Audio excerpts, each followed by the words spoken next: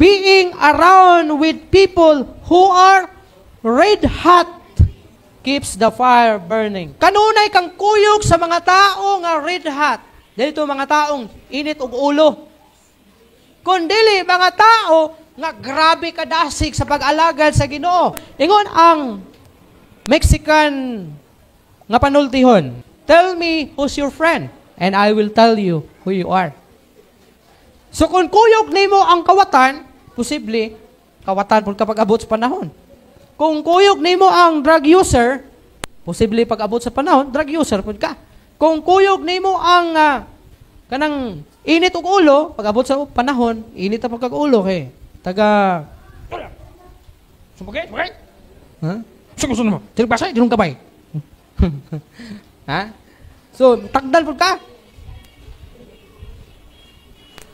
Kaya nga naman, marang tinuod, bitaw na, no? Kaya, sa una nga, di pa ka, wa pa ka nakatun yun sa bisyo. Be, kana mga nakatilaw og bisyo, kinsa maghihinungdan, ana? Imo lang ba nang gidiscover? Nagi mga tao nga, gikuyugan ni mo, ana, oy. Ha? Ngano nakakatun ka na? So, tama ang gingon sa Mexican nga panultihon. Tell me who's your friend and I will tell you who you are. Dihapot sa pag-alagad sa Ginoo, kuyog pod, kanunay pod kang dikit. Niadto mga tao nga dasig sa pag-alagad sa Ginoo. Ayaw kuyog atong Kristohanon, pero once a year lang makita. Na nag-alagad sa Ginoo, di mo makita gaampo, di mo makita ga basag Biblia, di mo makita matug simbahan, talagsara, maturag kuan. Hindi na okasyon siguro. Thanksgiving. Si JJ nag-ingon, no? Ha? So, kung dikit ka sa ilaha, matakdan po ka. Wag ni gampo ning parin ako, wag atog simbahan. Di po kumadto. So, ang suggestion, kuyog ka sa tao nga suod sa Ginoo para mahimo pud kang close sa Ginoo sa laktod ng pagkastorya. Tanawa si Eliseo. Nga wa mo biya sa iyahang discipler na si Elias. Kay tinguha ni Eliseo na kung mamatay si Elias, siya ang mupanunod sa power. Kaya nagtuo siyang naagyoy abilidad si Elias, ang iyang discipler. Tanawa. Sa diha nga mikayab si Elias padung sa langit, sa wala pa dahil sa nikayab, nangayo gid siya og bahin.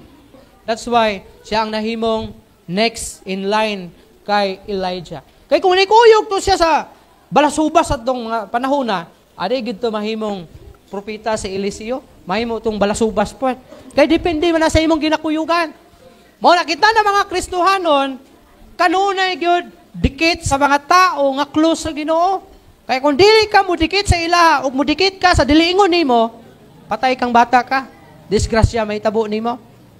Kaya wa man kay madungog ato. For example, tao nga talagsara mo simba. Isa nga, ay lang simba, brad kay. Masama nang simba-simba, brad, sunod na.